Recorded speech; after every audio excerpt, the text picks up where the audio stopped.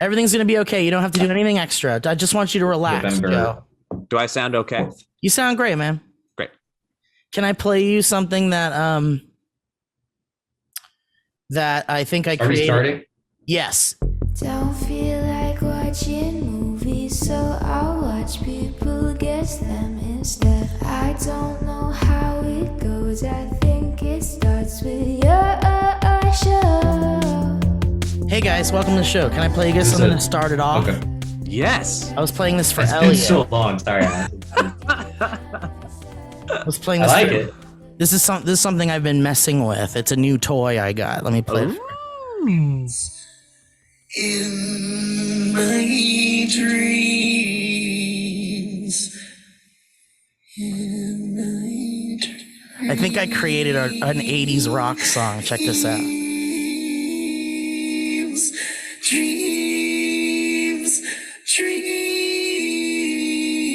Dreams. It's covered here. In my dreams, tonight's the night. In my dreams, tonight's the night. I'm gonna get right. We're gonna march tight.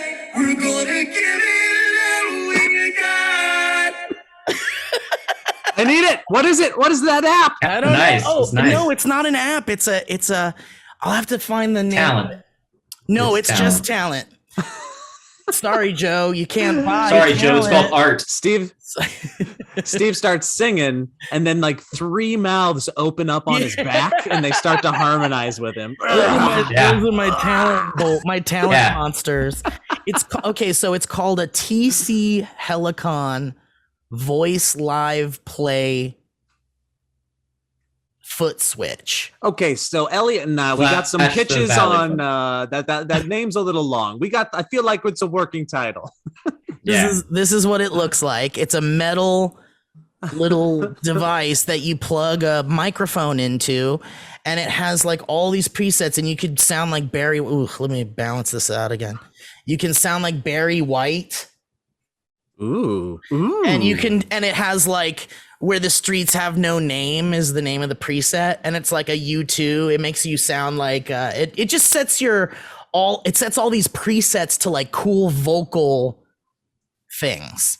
Well, I pitched to call it the Fun Box. It is a fun box. Truly it is. It is a fun box. There is another thing I like to call the fun box, but this is What are you Is talking that about? a box of Lucky Charms?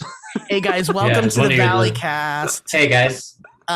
So this is the first new episode without the Valleyfolk office, and it's a bittersweet thing, but we're in kind of like a transition mode. We're setting up the new studio for the new show, and I keep calling it the new show, but it's not really a new show. It's just a new place where we'll do the show from now on. But while we're setting that all up, because we've all been busy boys, and maybe Joe can talk about it a little bit or not. I don't know, or if you want to talk sure. about Let's it. do it all. Let's get nuts. But here's the thing for you listeners, welcome to the show. The three of us have not talked really. I mean, we've got our text thread, and like I saw Joe for a second, like last week or something, but this is the first time we're catching each other up on what we've been up to during this little break, where we thank Christ, and I credit Joe for this decision, but thank Christ And Christ. Christ. And Always. Christ, yeah, and Christ. You said it was right there. Listen. Antichrist. And Antichrist. Or and- pro. And now I want to thank Elliot. Now I want to thank. Now I want to thank Elliot. And you're welcome. Because And now, you're so welcome. I want to thank Joe, Elliot, and Christ. Perfect. because Holy Trinity. That we put some episodes in the can, so to speak, while we were out doing our own thing, and then also kind of like silently mourning the loss of the Valleyfolk office while we kind of and moving on to new things and new exciting things and all of that. But I guess we'll get to all of that. I think there was an emotional break we needed to take, and now we're back and we'll have things to talk about. I got a bunch. I got a cool thing today, which I texted you guys, but it's very exciting. What do you mean you texted me? I texted you guys in We've the seen your paycheck. So you don't need to show us your I paycheck. can't believe you sent us a Ah. screenshot of your paycheck.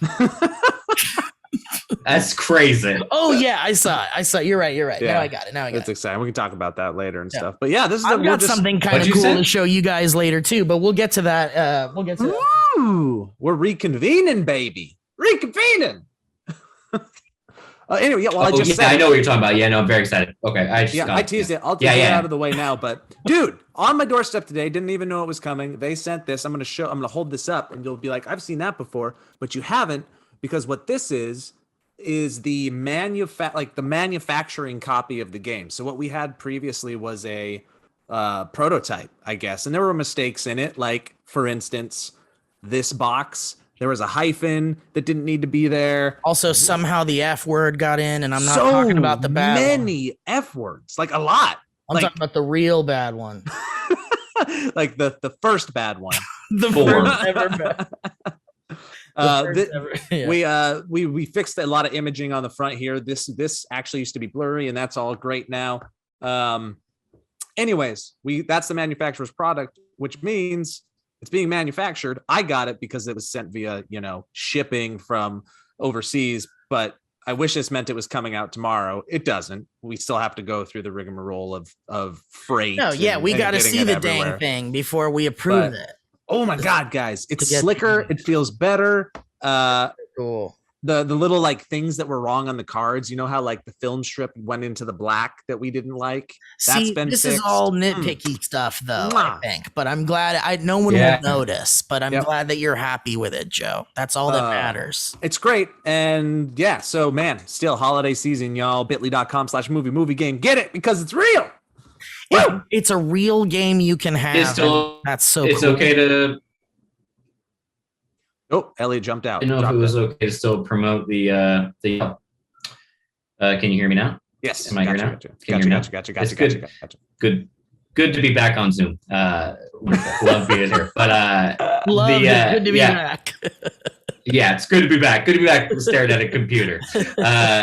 But yeah, okay. So you're happy with it and you like it and it's whatever and you're good. Okay, great. And I didn't know if it was Yep, still and okay it to is. actually promote the URL. So that's good to know. Yes, constantly promote because we bulk ordered extras, and they're only going to be around for so long, but there are extras. We do have some back order ability, so order before they're gone is kind of where we're at. We're just telling people to do it at the pre-order links. We didn't want to set up another store, and this just makes the most sense right now. So, Great. yay. It's Very really cool. fun. I want to show you guys. It just seems like even the printing is slicker. Violet, you're turning and- violet. Violet. Violet, you're turning violet. Violet. Violet, you're turning violet. Violet. Man, that dad from Willy Wonka is in the same echelon as Red from that 70s That show. 70s show. Just a dad. Yeah. Like that is a dad. Mhm. Like the what's that Christmas movie with the lamp? Yes. You know what I'm talking about, Christmas Story. Same energy. Yeah. Man, that guy couldn't stand him when I was a kid. Like I've talked about this before. I thought the movie just made Now me you feel- are that guy. Yeah. Well, I appreciated him before I was a dad, but when I was a kid, I couldn't watch that movie. I felt like it was like I didn't get it yet. I didn't understand the humor. I thought it felt dirty. Like it made me feel dirty, and I wanted to feel magic at Christmas. You know why? Because Great. it truly is like kind of a gritty Christmas. That's a great way to put it. Yeah. It's not really like a It's a Wonderful Life, clean and it's kind of like dysfunctional Dark. family and a little But stark. even like the texture of it, like if you could feel that movie, it would feel bumpy and grainy. a lot and of like, those movies do. I even think like Willy Wonka and the Chocolate Factory feels like that, real grainy and like everything. You could touch everything on the screen. But it leads to it. But as I got older, like college years when I gave it a second chance, but even before I had kids, I realized the magic of the dad in that movie. He is so fucking funny. Oh, he's so good. He's the reason why like parents like the movie, probably. I mean, obviously there's a sweetness to it, but that guy is everybody. Like we're all that guy. And we get to an age where we're so annoyed by fucking everything. But he's also so loving. Like they prop him up as this scary like goblin of a human, but like he's really got a good heart. And you kind of fall in love with him. Like totally like Red from that 70s show. Yeah. But I forgot why we went to Christmas Story. Box. movie game. Anyway, well, guys, thanks for watching. No, I want to talk about. There's a lot of things I want to talk about, and you guys can talk about whatever you want.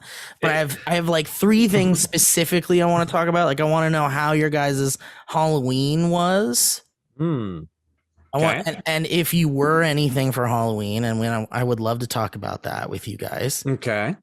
Number 2, whatever happened to Jared the Subway guy? Don't say anything, no spoilers. I just haven't seen him on TV, and he used to do those Subway commercials, and I loved him. He'd go like, "Look at these pants, I can't. Okay. These pants are so huge." So what happened to that guy? Yeah, maybe we'll get to that. And then number 3, Steve, if I'm being honest with you, we maybe might get to it.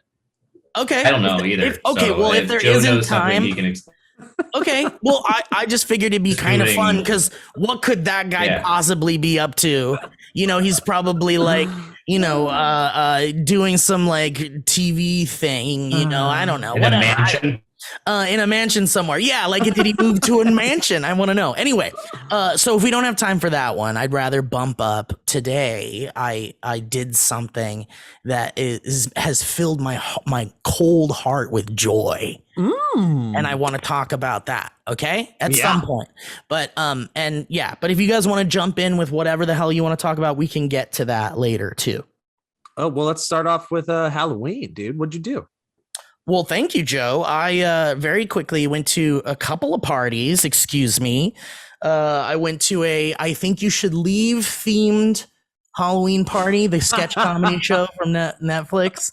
Tim Robinson. Yeah, that's really good. And me, Matt, Rob, and Owen were, and we didn't get a picture together for some reason, probably because we threw it together so haphazardly, but we were the dangerous haphazardly. Half 1, 2, 3 hazardly. Great. It's a mess. This is an absolute mess. But we were the Dangerous Knights crew, the guys that eat sloppy steaks. They pour That's water such a on gross sketch. sloppy God dang it. steaks. But I because he the sketch starts with him like at a party going like, "I used to be a piece of shit. I used to be a real piece of shit." Remember that? Did you guys see that? Yes. It's so good. He's like slick back hair, and we used to go have sloppy steaks at Venizon's or whatever. And then so we had our hair all slicked back, and then we had like blazers and then chains, and we just like went super douchey. Like Matt had a fedora, and we were those guys, and that was really cool. And then the next day I went to another party, and I dressed up as a costume I assembled. Ooh, fancy, you little cosplayer. I put together. Yeah, last year my Halloween costume, I was very proud of it. I was Slimer before he died. Such a good idea, by the way. Really good. That wasn't last year. It was the year before last. Jesus, because last year was if it was in that year, it was a horrible idea. So thank you. Sorry, guys, but it was really cool. And too early. Because last year was like nothing. We were all just stuck inside for Halloween, which really sucked. But but this year I went as the mayor of Hollywood. Is that when you were the big puffy thing? Yeah. I was this big inflatable like debutante, and I had like a top hat, and then I bought a sash from Etsy, and it says Mayor of Hollywood on it, and I had a big cigar, and like my pockets were filled with money, and I just like give people money, and I told people that I had a child bride, which didn't go over very well. But I was playing a character from like the 20s.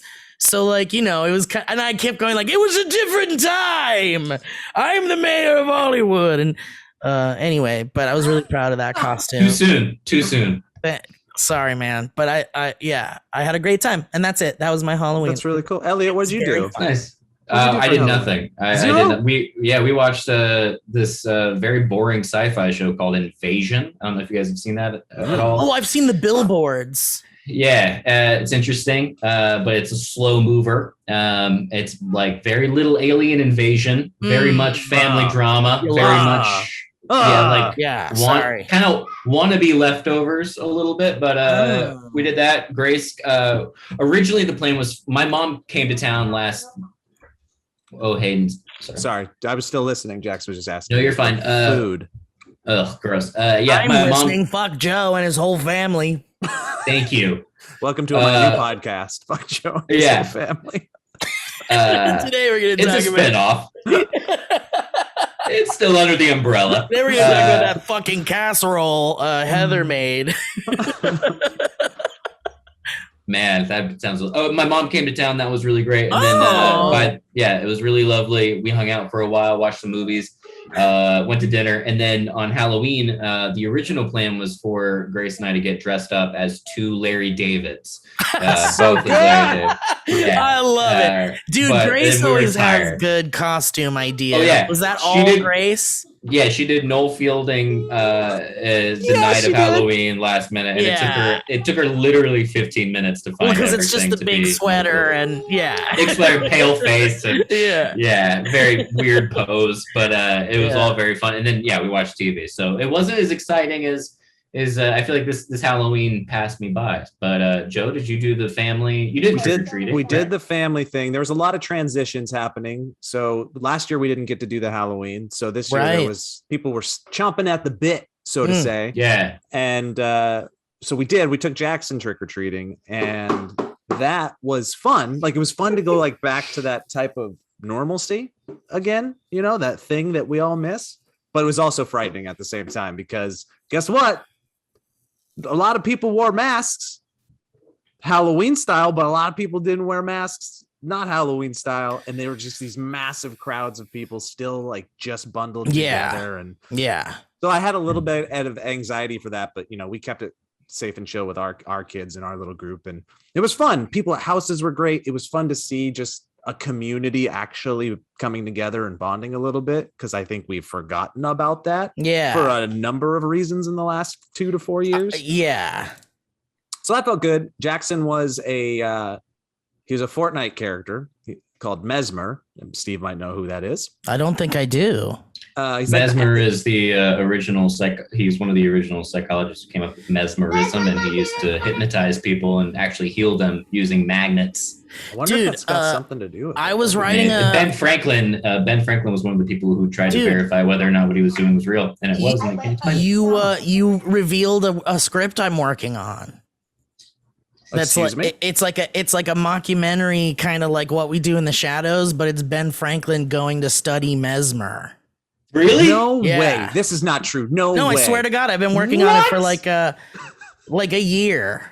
What? Yeah. It wasn't just Ben Franklin. There were other people there too. Other big names. It was to like verify. He basically assembles like a science team because some king is like, I heard that there's this guy hypnotizing people, and I want to send. He calls for Ben Franklin and says, I want to send you to Germany to talk to this Anton Mesmer guy and find out if what he's doing is actually real magic or something. And so Ben Franklin assembles a team with the king's like money and stuff, and then goes to like research this guy and stays with him and like researches his like whole thing. And one, this is fascinating. I'm going to look it up. I'm going to read about it. And two, I can't believe our conversation just led to this revelation. I know. This is insane. My heart was like skipping when Elliot was talking about, because Mesmer, we'll find it. Yeah, because Mesmer, I've been talking to Owen. Owen's been working on this with me for a while. And we were talking about how we were going to do it like the first ever found footage movie, like the What We Do in the Shadows kind of things. Style, where there's like a camera crew following like these guys around, and it's supposed to be like someone invented like a camera and they're following them around like What We Do in the Shadows. That's style. very funny, and it's That's all so good. old timey and So here we go. I got you. Yeah, dude, can I borrow that? Because I've been like assembling all these, like I was watching like Mesmer documentaries and stuff. The magician healer, Mesmer. Some physicalists, however, were quasi-scientists at best, and some only pseudoscientists. Yet even the latter are part of our story, since their theories of certain mental phenomena, though later disproved, Mesmer, led others to seek and discover valid explanations of those phenomena. Such was the case of Dr. Franz Anton Mesmer. Yeah. In the 1770s, when German nativists and British socialists were still relying on contemplation of psychology, Mesmer, a physician, was applying magnets to patients on the theory that the mind and body can be healed of disorders if the body's magnetic force fields are realigned. So that's the craziest part. He was basically like lying. He was, of course. No, it worked. Well, but of course it worked. Of course it worked. Well, hold on. It kind of worked. It kind of worked, but it didn't, because it was like, it was just like getting. But it did work. All it did was it got people to, I guess, like quiet their mind or something. I don't know. Maybe. Later, he did away with the magnets and he started just going behind a curtain and using the power of suggestion, and it would heal people through the power of it was like a form of psychology for it's sure. The willing, more than anything. Hypnosis. It's the willing mind is what we're talking about. But that's where mesmerism and mesmerizing all comes from, because this I can't believe you're writing this thing about Mesmer, dude. That's crazy. I can't believe we just found out the origin of mesmerizing. Man, I thought this whole episode was going to be terrible, but I'm in. You want me to talk through you want me to read you my notes? Yes. Dude, that's so fascinating. Mesmerizing. Let's see. Okay, so my idea is that it's not. He would wear big robes. He would look like a genie. Yeah, dude, that's the thing. Theatrical. Like, if I could cast someone as my dream version of Anton Mesmer, it would be Jermaine Clement for sure. Yeah. Dude, is this also do you think this is the catalyst for the Wizard of Oz and the idea of him being behind the curtain and controlling people from behind the curtain? My version of it, I want it to be that that Mesmer is real and what he's doing is absolutely real and works, and it's real magic, or like real, like he's got like powers or something. But Ben Franklin lies to the king because he knows that if he told him about like real magic or something, he would have that guy murdered, essentially, like killed. So he like secretly continues to study that kind of stuff, and it would go off into like a series of movies where he'd like go do other things like that, where he'd go study like real life things that might have been really supernatural or something. But in a time travel-y way, or only no, it's not. See, that's the thing. It's not the Ben Franklin time traveler, Ben Franklin. But that's in a different universe. Yeah, it's not. I thought it would be funny if it was, and I still want to play Ben Franklin, but I want to do it like in a weird, like, did you ever see, what was that movie with Steve Buscemi that we've talked about before? That was like kind of like that. The Stalin one. Yeah. So like they're all just kind of using their regular voices, and they're all just kind of like not speaking in any accents or anything. And they also don't really look like who they're supposed to look like. It's gonna be more like that. Like that was the idea I had, pretty much. So it's like a version of, it's like what we did with Ben Franklin Time Traveler, but doing it in like a movie way, I guess. I don't know. It's hard to explain. The synchronicity of this podcast is insane. It's very synchronistic, yeah. So this is from The Story of Psychology by Morton Hunt, page 110. Mesmerism, as the treatment was soon called, became the dernier cri, something in Latin. People flocked to Mesmer's salon. Acolytes studied under him, and his disciples wrote at least 200 pamphlets and books about his treatment in less than a decade. Then we'll cut a little bit earlier, or a little bit later, where it says mesmerism began to actually gain some respectability when a physician used it to treat neuroses. Okay. James Braid, a Scottish physician, after performing a number of experiments with mesmerism, said that its major effect was due not to magnetism flowing from the mesmerist, but rather to the susceptibility of the patient. Dang. Which is really totally, no, I love that, because it does just kind of like, it kind of solidifies what that, like where even the idea of hypnotism kind of comes from. Oh yeah. Which is totally from that. So that's all fascinating, but what I need to know is, who did he sleep with, and did he die a juicy death? But wait, check this out. So in my notes for this movie, It's which is untitled, but I have that the characters are King Louis the 16th. Good character. Good character. And then here's the team of medical doctors and scientists, the real life medical doctors and scientists that were hired for this. Chemist Antoine Lavoisier, who is the discoverer of hydrogen and oxygen. Wow. Yeah, how cool is that? Also the name of his children. And you might recognize this guy's name, Dr. Joseph Guillotine. Yeah, he did a good thing. Yeah, he was the co-founder of the Academy of Medicine in Paris and the creator of the guillotine. Yeah. Astronomer Jean Bailly, who is the senior member of French Academy of Sciences and studies the moons of Jupiter. And then there was Ben Franklin, who is the American ambassador to France. And then Franz Anton Mesmer. So do you know that Mesmer bought a harmonica and learned how to play it and became proficient at it? Oh my because God, I need to add that. Ben Franklin invented the harmonica. Yeah. Yes. So Mesmer bought it, learned how to play it. Oh man, can you imagine that scene where it should just be like in Star Wars when Obi-Wan gives Luke the lightsaber. Your father wanted me to give you this. And he just pulls it out and he's instantly good at it. Jesus, Ben Franklin. Come on. Can't invent everything. And he was good at it.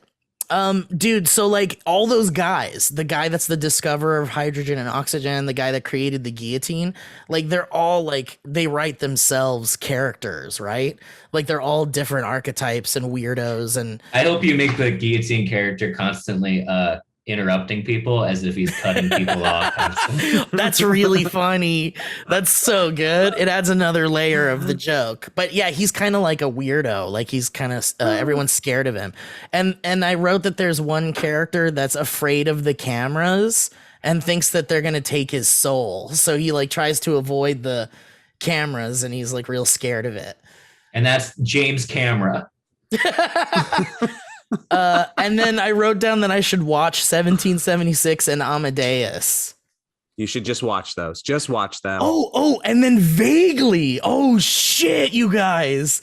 Elliot, do you know about oh shit. Okay, hold on.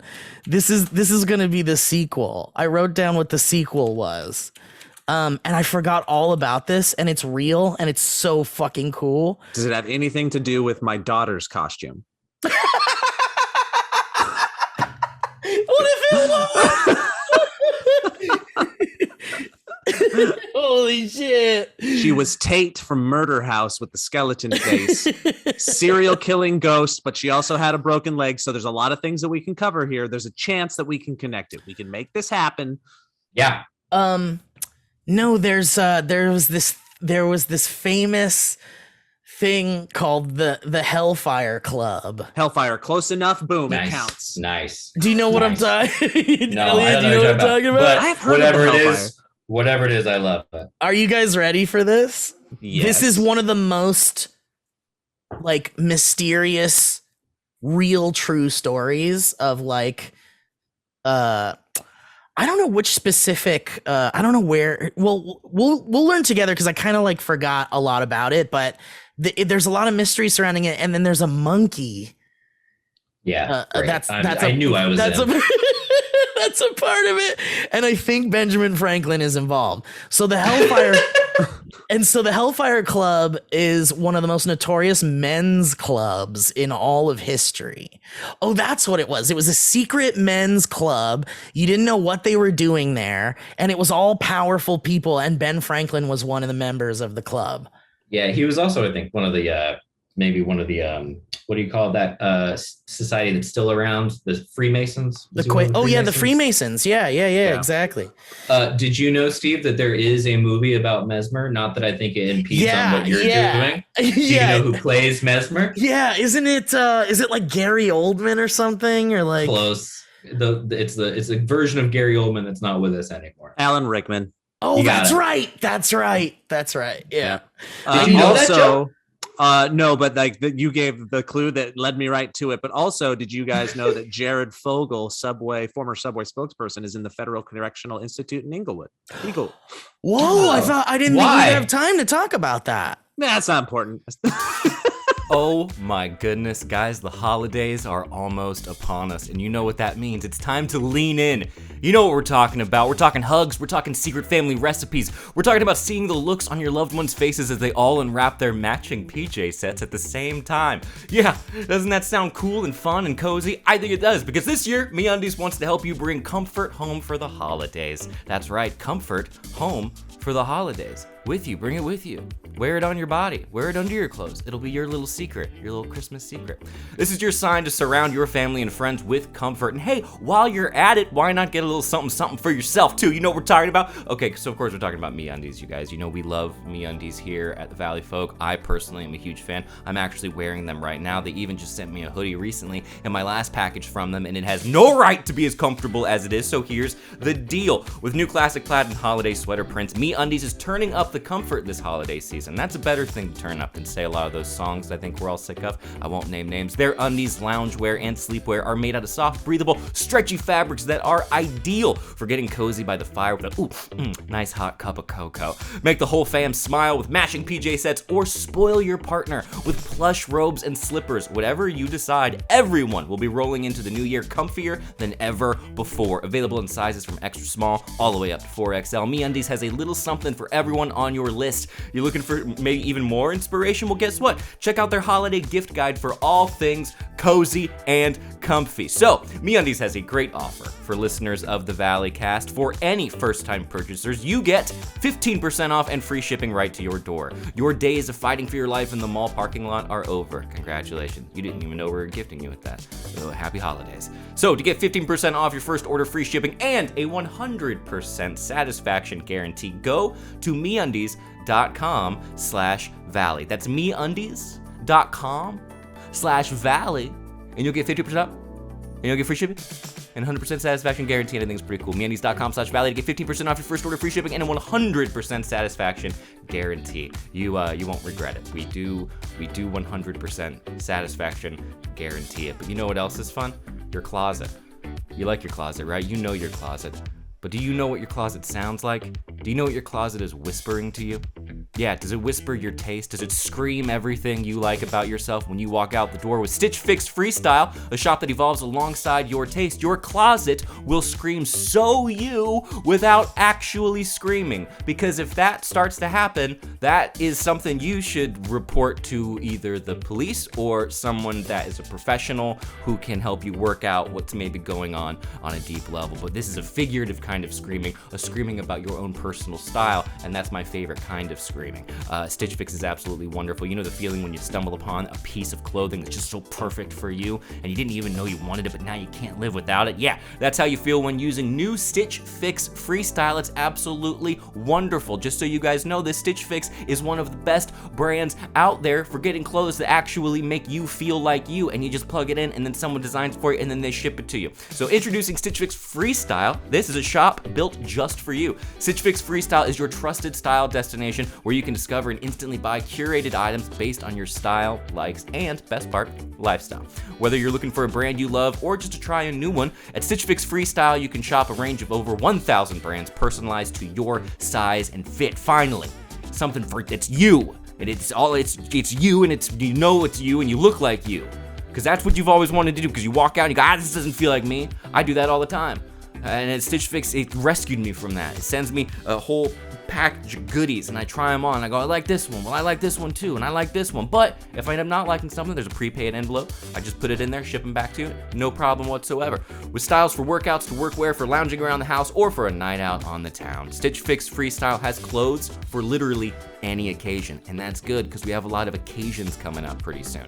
Plus, there's no subscription required, and they offer free shipping, returns, and exchanges. So get started today by filling out your style quiz at stitchfix.com/valleycast. That's stitchfix.com/valleycast to try Stitch Fix Freestyle. stitchfix.com/valleycast. Go to stitchfix.com/valleycast to try Stitch Fix Freestyle and get all your clothes and start having your closet scream at you in a figurative way that is not scary but very good. Back to the show. Thank you for being here. I love you. So Vince, okay, get out of here, you so here's so this club, the Hellfire Club, was this notorious, weird, secretive thing. And it says that its members frequently got together and reportedly committed weird, depraved, and sordid acts, most of which took place in the Hellfire Caves, a labyrinth of underground man-made caverns over half a mile long in High Wycombe, England. That sounds like boys being boys. Listen You know to what I'm this. saying? But Sounds listen to like more fun than I'll ever get to have. It was and all of these caverns and shit and these castles were specifically created for the purposes of their club. So they built this like Gold. right. And okay, Did you so know that the first 33 years of their club's existence was just building the cave? so imagine like how much ripe for story stuff is in there, and imagine that being the sequel to this What We Do in the Shadows Mesmer movie, all about this like crazy club. But it Steve, says, I hope you pursue this to its fullest degree. oh, This is a great I want idea. I want you guys to hold me accountable because I'm really excited about it. I do want to hold you accountable, but I do want to give a note. I think the first thing is the movie, like What We Do in the Shadows, but the Hellfire Club is a Netflix series, 100%. Oh, it could, yeah, because then you could just do story after Yep. story about the place. Yeah. Yep. Okay, so let me tell you guys. So you guys want to hear more about the Hellfire Club? Yeah. I do. Okay. So during its heyday in the mid 18th century, you guys want to have some music for this? Oh my goodness, could we? Just put Violet, you're turning Violet on repeat. Violet, you're turning violet, Violet. Oh, that's close. No, we don't need any music. All right. During its heyday in the mid 18th century, the club was known as the Order of the Friars Yeah. of St. Francis of Wycombe, so named for its leader, Sir Francis Dashwood. Dashwood and his club mates, most of them other respected men of British society, including prime ministers, members of parliament, and so on, likely dabbled in womanizing, gambling, and potentially even sacrifices to pagan gods. Boys being boys. You know what I'm saying? Boys being boys. I feel like that kind of buried the lead. I don't think the sacrifices to pagan gods is as crazy as the other two things you mentioned. But here's the best part. There's no exact record of what went on in this legendary club. Like no one ever spilled. What happens in the something club stays in them. So among the stories of the club's seedy shenanigans is one involving a baboon. All right. So here's the Oh no. The story, outrageous as it is, could potentially be used to answer a few questions about the political fallout between John Montague and the fourth Earl of Sandwich and John Wilkes, a journalist and politician who were both known members of the Hellfire Club. So what happened with the baboon? There are many different accounts of the baboon-related incident, but suffice it to say that most point the finger of blame squarely at Wilkes, who allegedly brought the animal dressed to look like the devil. Just rocking a baboon. You guys with me on this? Just rocking a baboon. Into the secret Steve, club. Steve, you're not going to believe this. I'm more with you right now than I ever have. I want to hear. I am hanging on everywhere. He came to the secret boys club with a baboon dressed like a devil. Okay, he brought it to one of the Hellfire Club's raucous parties. Ruckus? So he brought a fucking baboon dressed like the devil to a party. That A wily rash party. Wilkes. That Cer- wily Wilkes. Certain accounts speak of him letting it loose on one of their rituals, while others state he rigged a chest to spring open when he pulled a string, which released the baboon. However, A lot of work. in every version of the story, the monkey always ends up in the vicinity of the Earl of Sandwich. As the tale goes, the Earl was so frightened by the beast, as he believed it to be the devil himself, Oh, boy. that he reportedly begged it to spare him, saying he was but half a sinner, quote unquote, and not as wicked as some of the other men in the room. Doubtless, if this truly did occur, it would have been a dreadful embarrassment for Montague, who may have never lived it down. So, maybe they were high on drugs or something. Yeah, maybe. And this is all happening in a secret cave. Steve, If by drugs you mean brotherly love. And camaraderie. Yeah, good times. Just boys being boys. Steve, I want to go in a time machine, and we're not going to use it for anything super important. We're only going to go back 5 or 6 years. We're going to get you on Drunk History, and you're going to tell this story. Oh, I'd love it. I know. I wish. God. I know. Isn't it so good? Because you could have like Chris Kattan playing the baboon.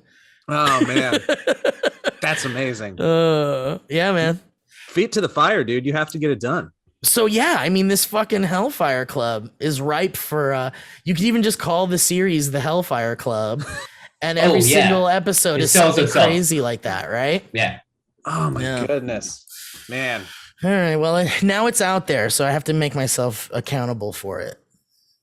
But now that you've talked about it and laughed about it, you probably have, the motivation's probably gone. And the fact that you guys like the idea is helpful. Yeah, too. But you just gave it away for free. You don't have to do it now.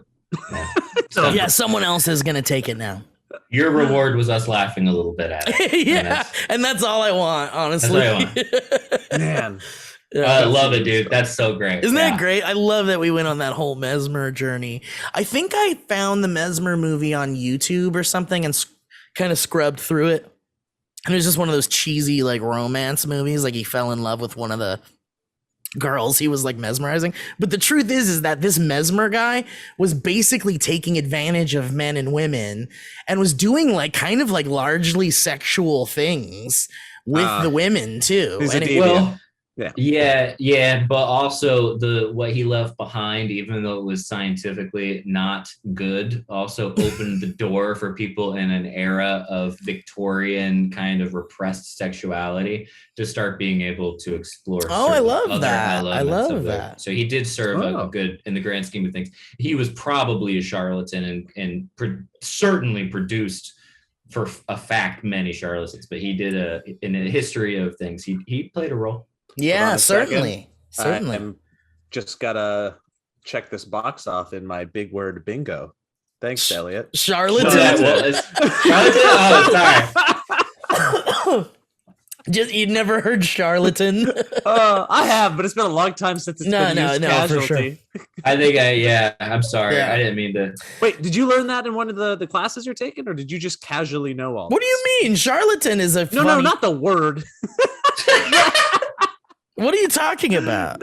No, just all this. About this Mesmer. About Mesmer. Yeah. Why do you know so much? Is it classes? School?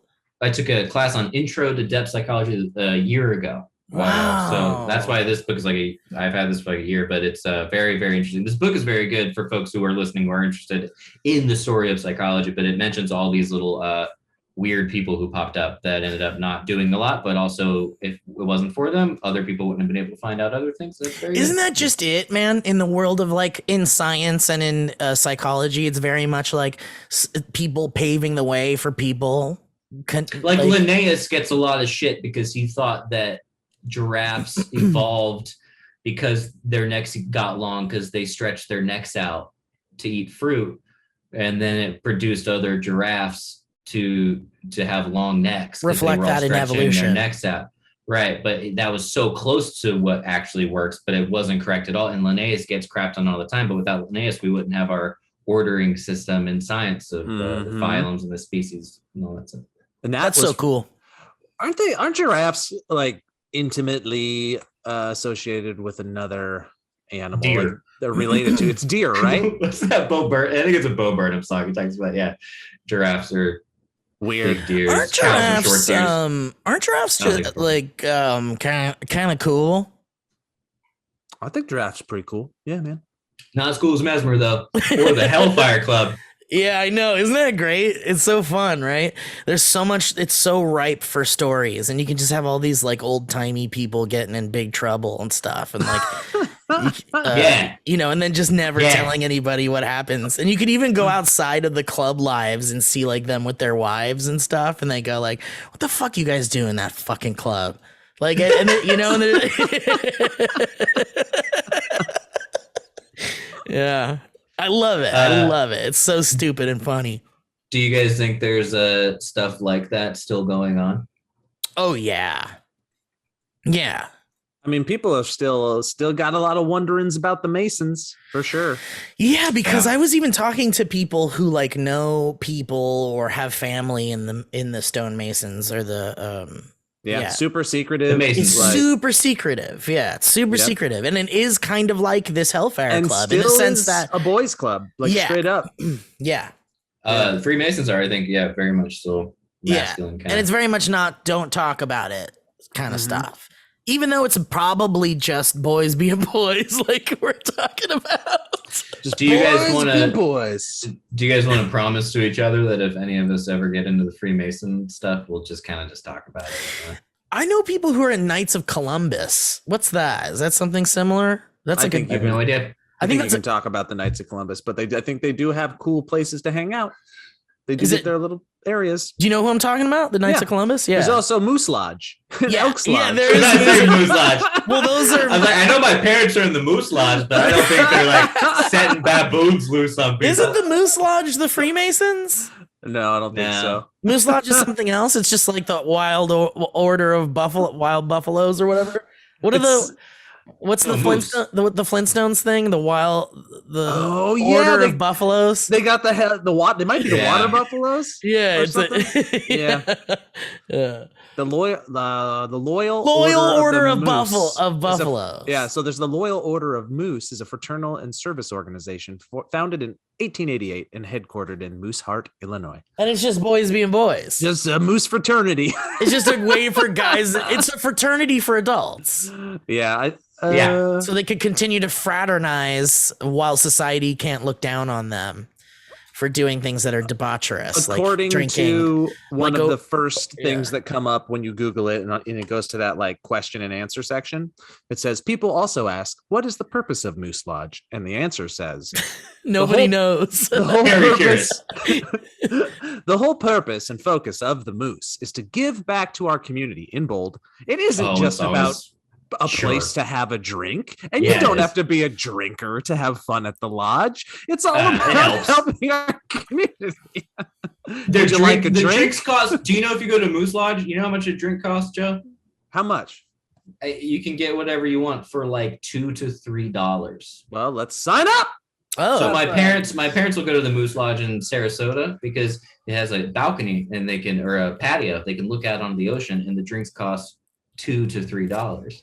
Why aren't we? But I'm sure they're doing a lot for their community. They at least built a patio that you can drink on.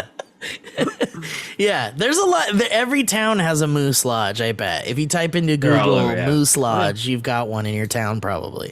And There's it's probably just Burbank. like older people and like maybe, you know. Yep. We'll be there one day. Probably mostly Western white American males. But who knows? Most likely. Most likely. I wouldn't know. I'm just assuming. Do you guys have any other things that you would like to say? Guys, we just rocked an hour almost. Crazy. I haven't really got caught up at all. Yeah. It's like I don't really know what's going on. We with you talked guys so much about Mesmer. I got a new job. That's cool. Let's keep talking about Mesmer. Joe, congratulations on your job. How you doing? And what can you say? I can say it at all. What can't you say? I'm executive producing over at 100 Thieves with a bunch of friends from our past. Yeah. Which is the crazy part. I'm working with Jeremy Azevedo from the SourceFed days. Yeah. I'm working with Ryan Todd from of the Nuclear days Family. And Nuclear Family. I'm working with Ricky Mizuno from the SourceFed days. Yeah. Autumn. Like all of these random people have come together to work for this company, which is basically like a content creating, but more I don't want to say more focused on, but like foundationally built upon esports. Learning a crap ton about the world of esports. You finally found your way After half a decade of the Valleyfolk, Joe, you finally found your way to something that has the word sports in it. I'm there, everybody. And I have never understood less about the sport in which I am somewhat closely associated with. And I feel like even though you're a sports fan and a gamer, some would say, old school at least. Some might say. You know, it's you'd think that e-gaming, esports would be like a very interesting thing, but they're not really one and the same. Nothing feels more foreign to me, my friends. Yeah, because it's not quite sports in the traditional definition of sports, and it's not quite E. But they do. What I'm finding out is that they do treat a lot of the aspects of it like a sport. Like they have physical trainers on staff for esports teams and stuff like that. Like it's crazy. It's stuff physical trainers. What are we doing here? What are we talking about? Like, on because they're sitting there for hours and hours and hours. You gotta have good blood flow going. Like they get them out and get them to go exercise. They like make sure that they're kind of like actually staying trained, like bed rest. Did you know that opposite of bed rest? Yeah. Did you know that that if you sit for too long gaming, your blood will have too hard of a time pumping, and then you could die, and someone your blood boils. It just boils. It gets real someone hot. died in a cafe. Someone died in an cafe, a gaming cafe, and we did a SourceFed story about it, and they died because they were sitting and playing video games for too long. I think I remember what you're talking about. It was Japan, perhaps. Yeah, I think it was Japan or somewhere, some Eastern. Was that the cause of death? Video games for too long? Well, the cause of death was cardiovascular. Because it was literally like the blood pumping. It was like there were blood vessels being blocked or something while they were sitting there, or like there were like arteries being blocked, and they just atrophied and then died. Sorry. All right, But congrats on your job, Joe. Yeah, thanks. No, but because we don't know anything about esports, but there's definitely people that make sure you're working out or at least moving your body, because these kids do sit there all day and play video games, like on their PCs and shit. Yep.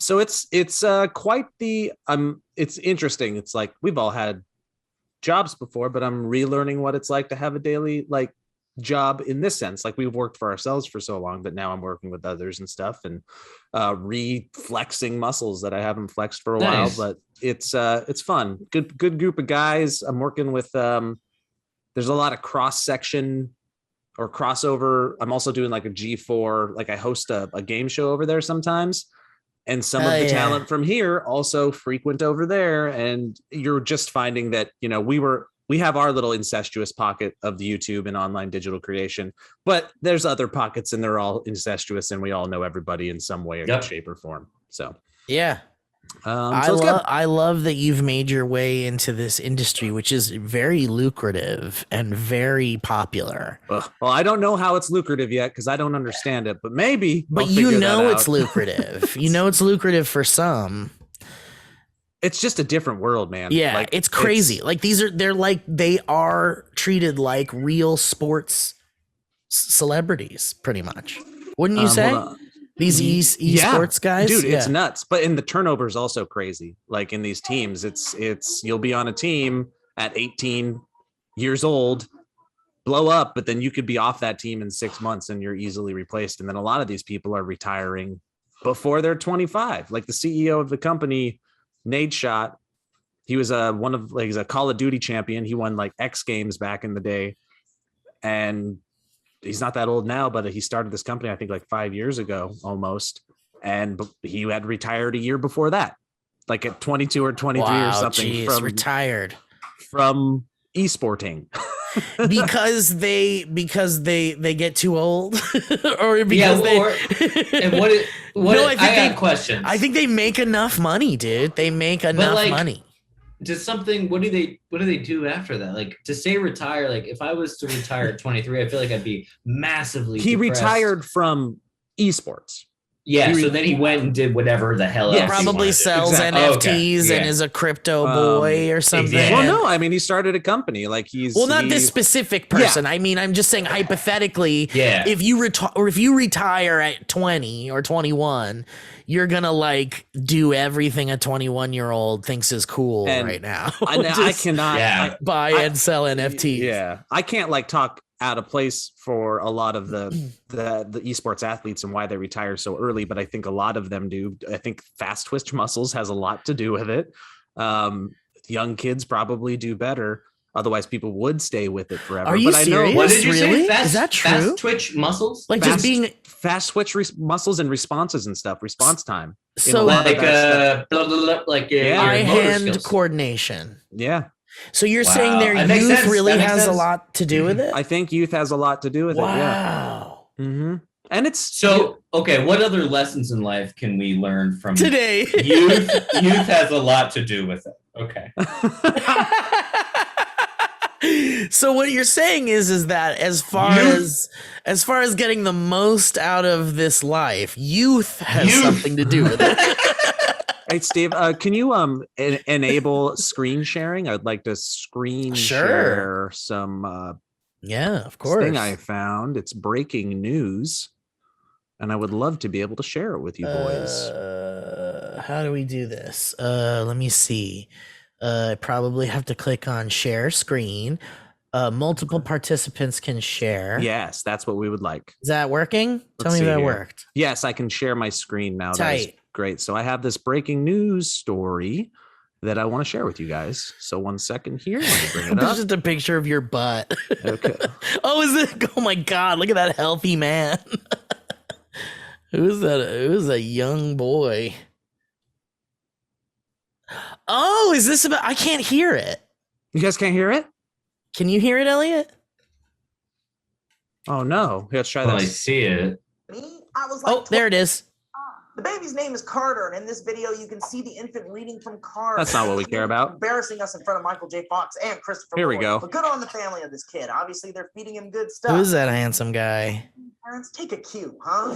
Any news that should make everyone equally sigh in relief? Jared Fogle, the piece of shit subway guy, has officially been sentenced to over 15 years in jail. Hooray! When it works, it works. Of course, the reasoning behind it comes from the charge. The piece of shit subway guy. Verdict stated he'd served 15 years and 18 months in prison and will have to pay What? $1,000 in restitution to 14 victims, 2 women who were under 18 when he traveled to New York City to have sex with them, and 12 children who prosecutors say he knew were being secretly recorded. That's enough of that. Jesus. Whoa, Sorry. that took a fucking turn. Oh my God. Holy shit. Why were you talking so fast? Dude, that took such a turn. you Did you guys see what I did? What'd you started that do? story off with babies. Hold on, let you go back and do it again. Hang on, this is funny. I was doing it. Oh, Oh, damn it. Sorry, I didn't mean to do that. God dang it. We'll have to turn that. I didn't mean to do Where? that. I'm sorry. It's crazy to see that young Steve. Jesus. All right. Well, guys, Okay. what a show. Have fun with that, Kevin. Don't let that one slip by, Kevin. I loved it. I loved talking to you guys. I'm glad that we're back in the saddle again, so to speak. And then the next episode or so should be in this new kind of studio space for the show, for the podcast. It is set up. If not next one, the one after that. Yeah, soonish. I think we're working our way towards it. So, but in the meantime, we hope you guys enjoyed the show, and we appreciate all of the patrons. We appreciate all of the backers of the movie game, and we appreciate you casual listeners too, who just want to listen to what these wacky boys have to say. Some would say we're mesmerizing, and that's the podcast. In England in the 1840s, mesmerism began to gain respectability, and John. Sorry. Yeah, go ahead. Yeah. Go ahead. Goodbye. Bye.